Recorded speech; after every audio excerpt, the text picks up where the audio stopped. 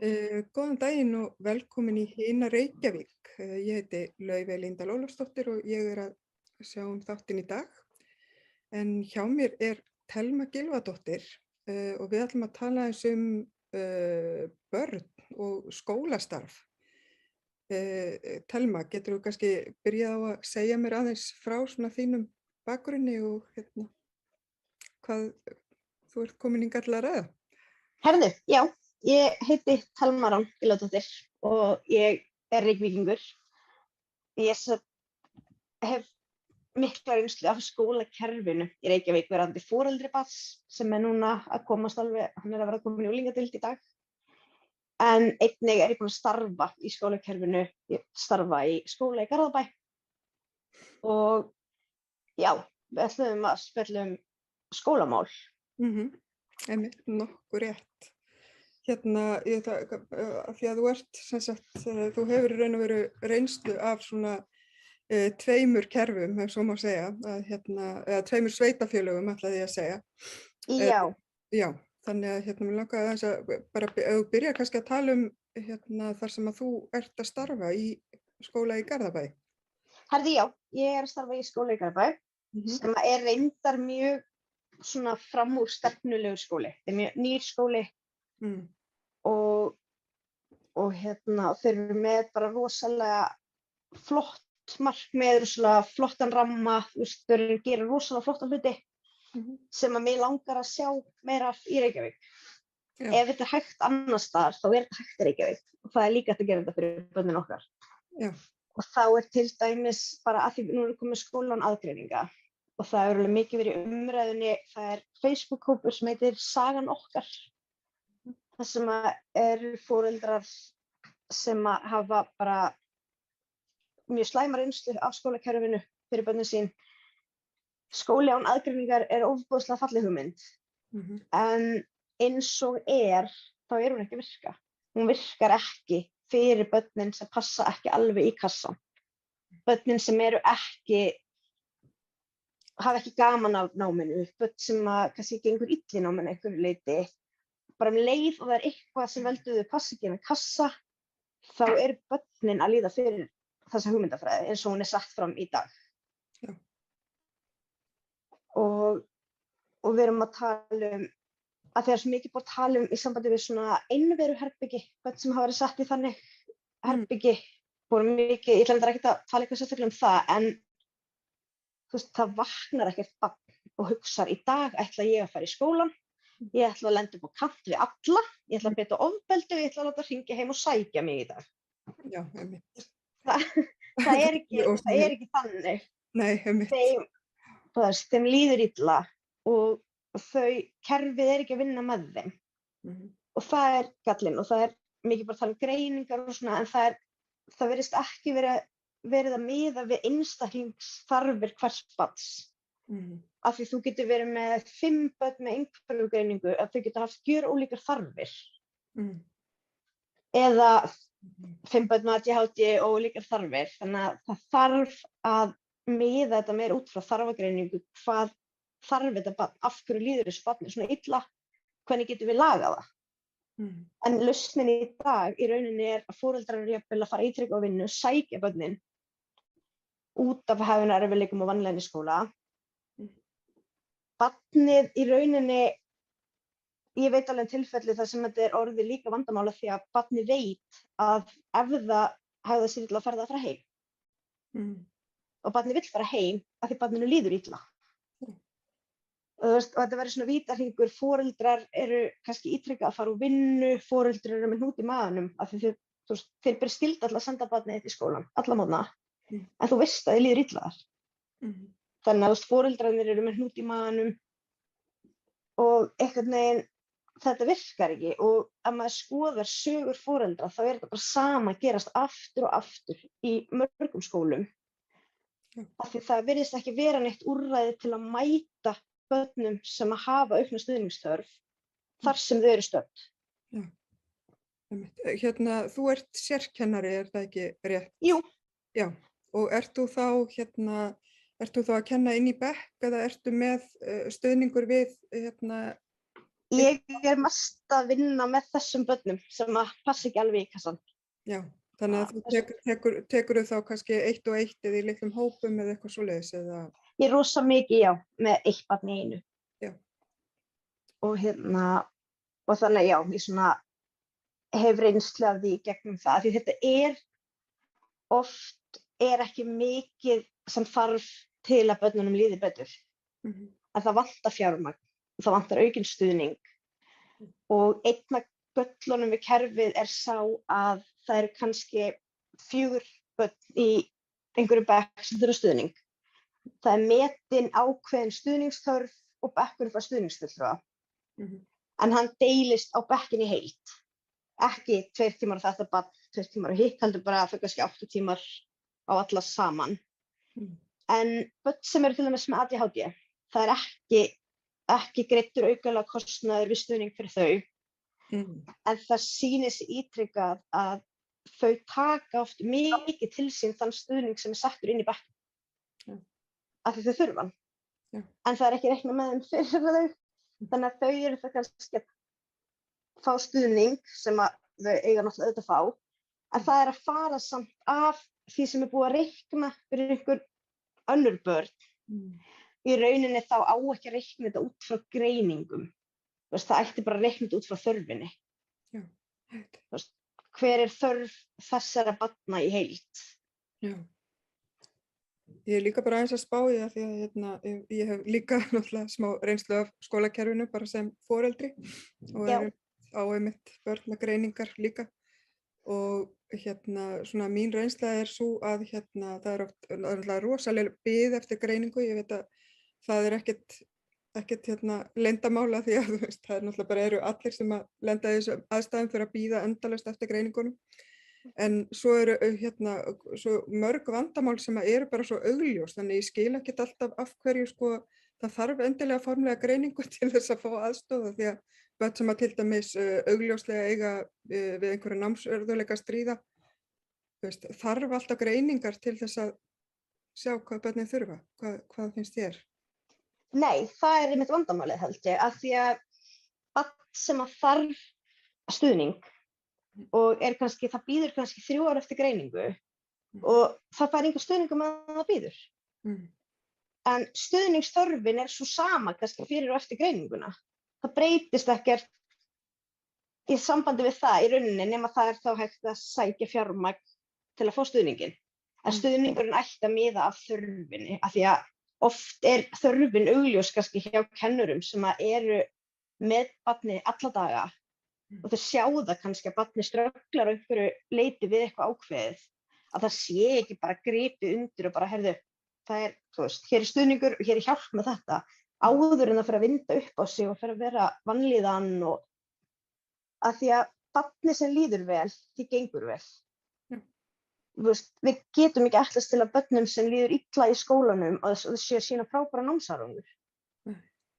Það meikar engan sens, en það virðist vera alltaf krafan að því við erum svo miðuð út frá náir ákveðnu lestrarviðmiði og þú haldir í við hópinn í stærðfræði, en þetta á samkvæmt hugmyndafræðinni að vera einstaklingsmiðað hvar þú staddur í námi og það á að vera hægt að mæta þér þar. En það ekki að gerast. Má ég spyrja hvað þetta gömul börn sem að þú ert með? Herðu, ég bæði búin að vera með börn bara alveg frá leikskólaaldri og mest samt í 1. bekk. Þannig að ég það heppin að ég fer svo mikið að sjá í minni vinnu hvað hægt að grípa inn snemma og bara litlir hlutir, að einhver kannski bara sitji hjá þér og hvetji þig, klappi þér á bakið og sitji staðar til að hlusta. Þarf oft ekkert endilega, fyrir suma þarf ekki meira, en einn kennari sums staðar með alltaf 30 börn jafnvel. Og jafnvel engan stuðning eða stuðning sem kemur á fer, oft kannski 1 stöðugildi stuðningsfulltrúa fyrir marga bekki. Og sérstaklega líka, þetta svona skiptist í tvennt, og með börnin sem að líður illa og tjá það með reiði jafnvel. En svo ertu líka með börnin sem að gengur illa eða líður illa og eru inn í sig. Og þau eru ekkert að fá neina hjálp, af því þau eru ekki að hegða sér á þann hátt að einhver grípi inn í út af hegðun. Og jafnvel er ekkert að kvarta og kannski eru bara svona þögul og inn í sig, en þeim líður samt kannski hræðilega. Og það þarf líka að grípa þau. Já, þetta eru auðveldu börnin sem að fara svona undir radarinn. Já, sérstaklega oft með talað stelpur með einhverfu. Það greinist oft ekkert af því að oft gengur þeim vel í námi, jafnvel, eða þær eru oft rosalega hljóðlátar og stilltar og þær eru svona eins og skólakerfið vill að börn séu. Þannig að einmitt. Ég þekki það ágætlega, ég á eina svoleiðis stelpu sem er reyndar orðin fullorðin í dag og hún hefur talað opinberlega sjálf sína reynslu, sko. Þannig en þetta er einmitt, ég get alveg tekið undir þetta, náttúrulega þetta gerir börnunum mestan óleika því þeim náttúrulega byrja bara að líða rosalega illa í skólanum. Já, og ímyndaður ef að okkur þurfti að líða illa í vinnunni. Við þurftum að fara alla dag í vinnuna þar sem okkur liði hræðilega, væri ósanngjarnar kröfur á okkur, væri jafnvel illa komið fram við okkur samstarfsfólki.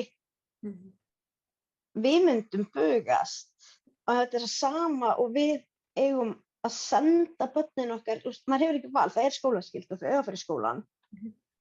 En þegar þeim líður illa þar, þá er þetta svo erfitt fyrir alla. Það vill enginn þurfa að senda barnið sitt í skólann vitandi þið líður illa. Þannig að, þetta er mikið svona baráttu tilfinningamál hjá mér með skólakerfi. Þannig að ég myndi vilja sjá að það færi bara fram þarfagreining og verið byggt á þörfum barna, ekki greiningum. Já, og kannski greiningum kennara og foreldra þá eða eitthvað þannig. Ekki eitthvað sér. Þá út frá þá ályktu, eða greiningum kennara og foreldra þá, eða ábendingum.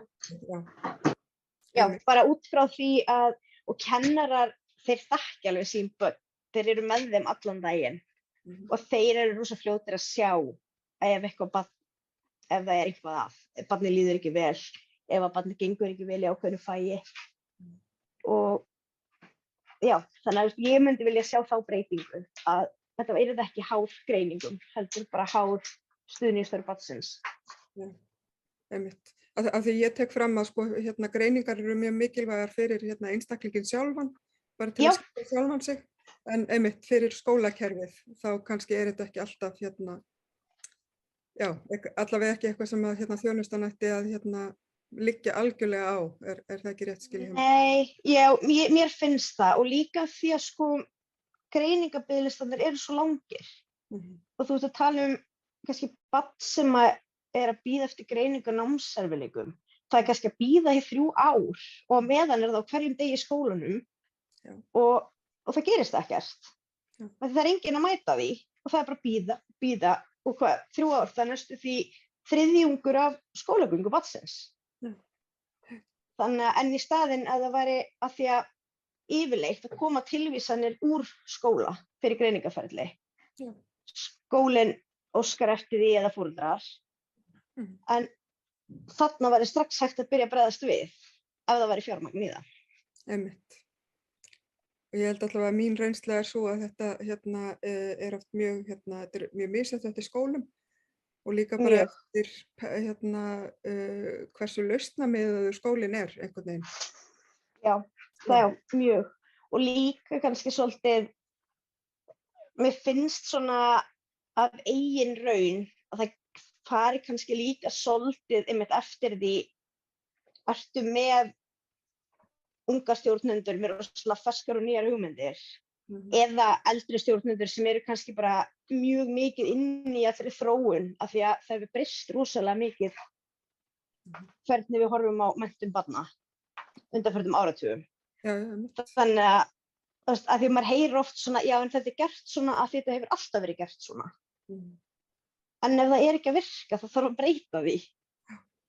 Þannig að ég held að og svo líka náttúrulega, sumir skólar eru með sérdeildir, sem eru með umhverfisdeildir, en það er ekki alls staðar, ekki í öllum hverfum. Já.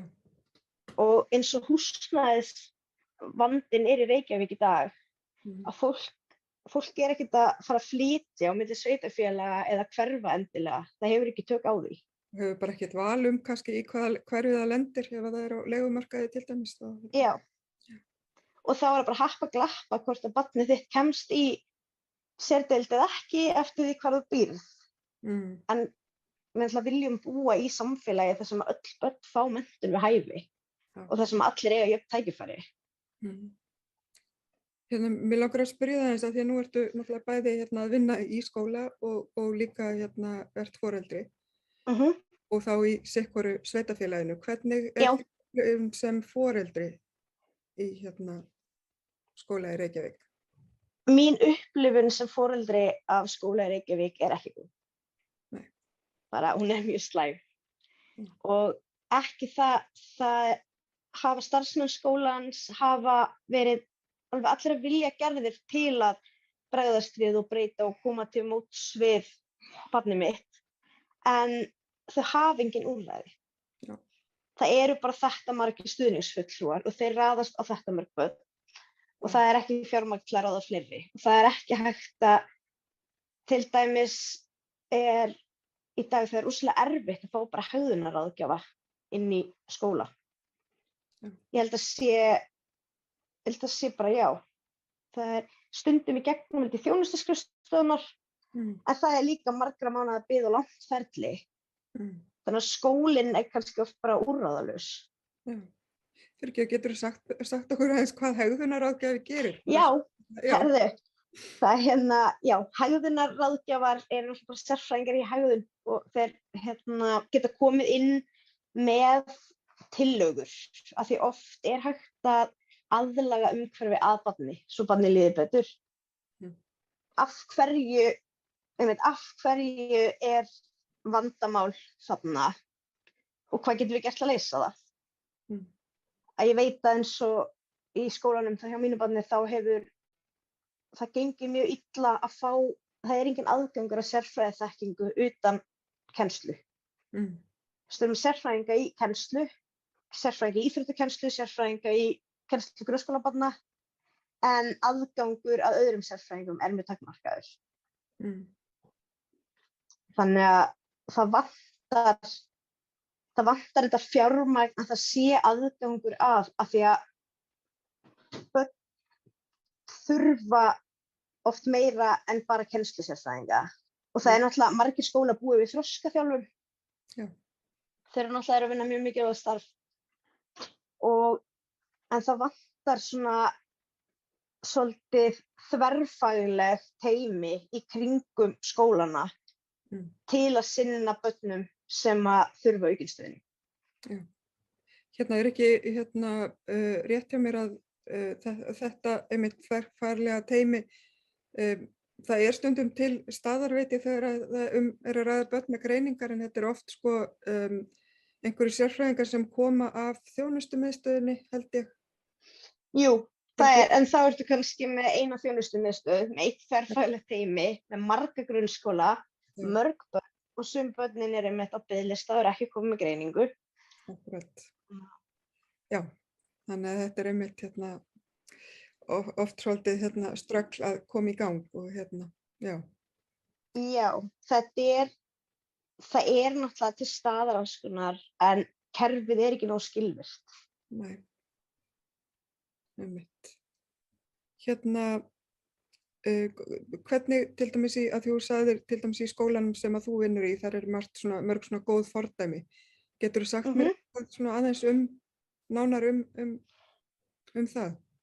Já, herðu, þar er náttúrulega við erum mjög mikið að vinna með að það sé hægt að hafa úrræði innan skólans, innan hús.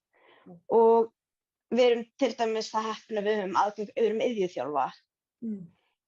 Og það sem við höfum náð að vera að gera þar er að mæta þörfum barnsins þar sem það er statt, burtséð frá greiningu.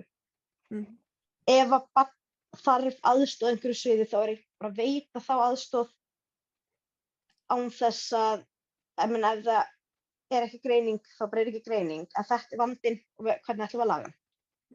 Af því að börn sem eru ekki með neinar greiningar geta alveg líka þurft aðlögun eða aðstoð. Þannig að þetta snýst í rauninni ekki einu sinni bara að því að barn getur þurft aðstoð að einhverju leyti við nám eða aðstæður þó það sé ekki með neina greiningu. Þannig að þetta er svolítið það sem mig langar að sjá í Reykjavík. Að þetta sé bara aðskilið, greiningar sem heilbrigðismál og þarfir sem skólamál. Hverjar eru þarfir barnsins?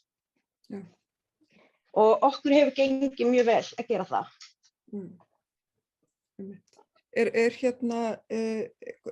En til dæmis eins og með talþjálfun, því að nú náttúrulega svona frekar, það er ekkert mjög sjaldgæft allavega að börn þurfi á einhverjum tímapunkti einhverja tal. Þetta talþjálfi til dæmis í skólanum hjá ykkur? Í Reykjavík, hjá syni mínum, eða það sem ég starfa. Það sem þú starfar. Herðu, við höfum verið það heppin að við höfum haft aðgang að talmeinafræðingi. Sem kemur þá í Ég reyndar af því að ég hef ekki komið nálægt því ferli. Ég er ekki alveg viss hvort hún starfi hjá bæjarfélaginu, hvort hún starfi hjá skólanum eða hvernig hún kemur inn í, en ég veit að við höfum aðgang að henni fyrir börnin okkar. Og það er alltaf vantar, það er mikill skortur á talmeinafræðingum. Og líka bara þessi þjónusta, að börn sem þurfa þjónustu, það þarf alltaf að koma þeim til iðjuþjálfa, til talmeinafræðings, og þetta er hluti sem foreldrar þurfa að sjá utan skólatíma.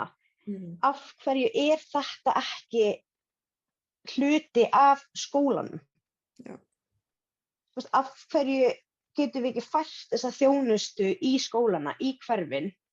Af því það er allra hagur að foreldrar geti stunda vinnu og börnin geti fengið þjónustu í nærumhverfinu. Ég er alveg hjartanlega sammálaður. Það er reyndar, ég held í Reykjavík það eru held ég allavega einhverjir skólar með talmeinafræðinga, en það er einmitt stundum biðlisti eftir þeim inn í skólanum. Já, ég trúi því. Sérstakt.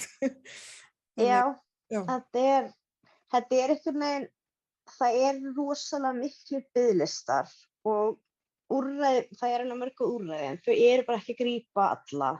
Og það þarf svolítið bara held ég að stokka þetta upp og taka til í þessu, endurskipuleggja og skoða hvernig þetta er fjármagnað og annað, af því að við þurfum að setja börnin okkar í fyrsta sæti. Nú er ég bara að velta fyrir mér, af því að þú veist, það er náttúrulega bara við erum með skóla og allt þetta sem að eiga sinna þörfum barna. Svo er einmitt að við erum að tala fjármagn, þú veist að það er svolítið svona beðið eftir að börnin þurfi vissa aðstoð til þess að ráða inn einhverja sérfræðinga. Ég veit ekki, ég sé einhvern veginn, mér finnst hlutir eins og talmeinafræðingar, sálfræðingar, iðjuþjálfar, er ekki nokkuð augljóst að það eiga eftir að vera einhver börn sem eiga eftir að þurfa þessa þjónustu að halda, eða? Jú, alltaf. Það er einmitt þetta, ætlum við að bíða þangað til að barnið komið alveg á bara síðasta séns með að það ætti löngu að vera búið að fá þessu þjónustu, eða ætlum við bara að hafa aðgang að þessum faglegum til að grípa börnin leið. Af því að oft, sérstaklega eins og bara jafnvel með hegðunarvanda eða annað, þá er þetta oft vandamál sem vindur upp á sig með tímanum. Þannig að snemmtæk íhlutun er mjög mikilvæg, og náttúrulega líka bara með talmeinafræðinga, málörvun og annað, þá það er alltaf að fara að borga sig að geta gripið snemma inn í. Akkúrat. Er eitthvað annað sem að þú vilt koma að, sem við höfum ekki komið inn á? Þetta er svo mikið, ég geti eitthvað að tala í marga daga þetta. En Nei, þetta svona aðalega þetta að mér langar rosalega að hvetja fólk til að hugsa í hvernig samfélagi það vill búa og þegar þú ferð að kjósa að hugsa hver það sem að getur gert það sem að þig vantar, það sem þú vilt. Já. Af því að þeir sem að sérstaklega alltaf foreldrar barna, séu að hugsa að kjósa það sem að er best fyrir þá og þeirra fjölskyldu. Já. Já, ég kannski aðeins spyrði út í það því að þú ert, skilst mér að vinna með atferlisþjálfun. Já. Það er ekki þín sérgrein? Herðu, jú, það er svona, ég er með BS-gráðu í sálfræði. Ég er ekki með framhaldsmenntun í atferlisfræði, en ég hef verið mikið að vinna með það bara gegnum reynslu og náttúrulega sálfræðinámið mitt. Já, geturðu sagt mér eitthvað aðeins frá út á hvað það gengur? Já, herðu, í rauninni atferlisþjálfun er mjög umdeilt hefur verið. Já. En eins og hún er notuð í dag, þá í rauninni snýst þetta bara að aðlaga aðstæður og umhverfi að einstaklingum sem ræðir. Að það er svolítið svona greina hegðun af hverju ef að barni líður alltaf illa í matartíma, til dæmis að spotta það þá, þessu barni líður ekki vel í matartíma, hvað er það sem er að gerast, hvað gerist áður, hvað gerist eftir og oft er þetta að gera ótrúlega mikla hluti, það er að breyta miklu með litlu inngripi. Ég veit til dæmis bara dæmi þessum að barni leið illa í hádegismat af því að sessunauturinn var mjög raddsterkur. Það var bara hægt að leysa það með eyrnahlífum. Já. Þetta er oft bara eitthvað svona litlu hlutir, en það var náttúrulega frábært ef að við í Reykjavík gætum haft atferlisþjálfa í skólakerfinu okkar. En já, það er svona vantarið mitt, það stoppa upp, auka fjármagn í skólana og kannski líka bara breyta þessari hugsun, Barn hegðar sér, svo tala um að börn sem hegðar sér illa, þeim líður illa þá. Það er ekkert barn sem er bara, núna ætla ég að beita ofbeldi í skólanum í dag. Þannig en þau börn sem að þurfa mest á aðstoð að halda og líður hvað verst í skólakerfinu, þau verða svona einhvern veginn jaðarsettur hópur að þau ekki að fá hjálp. Ég er aðeins að velta fyrir mér að því að þú myndist á matartíma og svona það er svona spurning því að ég til dæmis veit úr skólum í Reykjavík að það er oft gert ráð fyrir bara 20 mínútna matatímum. Já. Á þessum tíma eiga börnin að fá sér á diskinn, setjast niður og borða. Og ég eiginlega bara þegar ég komst að þessu, þegar ég minnir að það er dóttir mín sem að benti mér á þetta, því að hún, ég var að taka eftir að hún bara var ekki að hún var að koma mjög svöng heim, og þá bara hún gat ekki borðað undir þessum þrýstingi. Þetta er streituvaldandi. Já, og ég bara skil ekki, mér finnst það bara eitthvað svo óheilbrigt, þetta kom mér svo á óvart. En er þetta eitthvað sem að er til dæmis, er þetta eins til dæmis í skólanum sem þú ert að vinna í Garðabæ? Í skólanum sem ég starfa hafa þau lengri tíma. Ég held þau hafi 30 mínútur, cirka 35 mínútur mögulega. Já, en það er náttúrulega líka spurning, já, af því að sum börn eru kannski bara rosalega fljót að borða og drífa sig út í frímínútur. En önnur börn þurfa meiri tíma. Og ég veit að það er eins og hjá okkur, þá er frímínútur beint á eftir og það er sem sagt þau börn sem þurfa minni tíma, þau fá lengri frímínútur en það er ekki búið, það er ekkert eitthvað svona, núna er þetta búið á 20 mínútum, allir að vera búnir, af því sumir þurfa bara lengri tíma. Já. Og það á alveg að vera hægt að mæta þeim börnum eins og þá bara ef það eru frímínútur beint eftir mat og þau fáið það bara örlítið styttri frímínútur. Já, Mér skilst allavega, ég man að ég spurði eftir þessu og spurði þetta á sínum tíma því mér fannst að ég var bara hálf sjokkerið sko. En og þá þetta eitthvað þannig að það sko, börnin fara inn í hollum að því þetta kannski stór skóli og bara einn matsalur. Já. En þetta samt maður bara ímyndar sér sko pressuna bæði bara fyrir kennarana og bara starfsfólkið og börnin, það þurfa alltaf að vera í þessum flýti. Já, og líka, ég meina, af hverju þetta þannig að salurinn sé ekki nógu stór fyrir öll börnin sem þurfa að borða í honum? Af hverju þarf að taka þetta í hollum? Af hverju þarf það að vera svona rosalega stuttur tíma á milli? Þú veist, ekki hægt að breyta því einhver? Ég meina, möguleiki það sé hægt að hafa matinn á 2 stöðum eða meira mismunandi tímasetningar, þú veist, það hlýtur. Það oft held ég svona spurning viljan og svona hversu lausnamiðaðir stjórnendur í rauninni eru, að ég held að sé oft hægt að breyta einmitt einhverju svona, en það þarf meira af því að starfsfólkið í dag í skólakerfinu, það svo undirmannað og það svo mikið álag að öll orka fer í að slökkva elda. Það ekki hægt að fyrirbyggja þá. Þannig að ég held að einmitt, það þarf að skoða og líka bara hvernig skólakerfið okkar Við ætlumst til að börn sitji kjur á rassinum í 8-10 mínútur og vinni stanslaust. Og þú veist, það meira sér sumstaðar sem að ég hef alveg heyrt að börn, það sé ætlast til að þau noti sína 4 mínútur og matartíma í klósettpásu. Eiga þau þá líka að fara á klósettu þessum 20 mínútum? Já. Þetta ekki alveg. Nei, einmitt. Það ekki alveg að virka. Þannig minn draumur væri að sjá þessu breytt og ég held að það sé hægt að breyta rosalega miklu bara með að breyta áherslum. Þarf ekki endilega að finna upp einhverja peninga sem ekki til, það líka bara spurningum hægt að færa til, hægt að forgangsraða öðruvísi.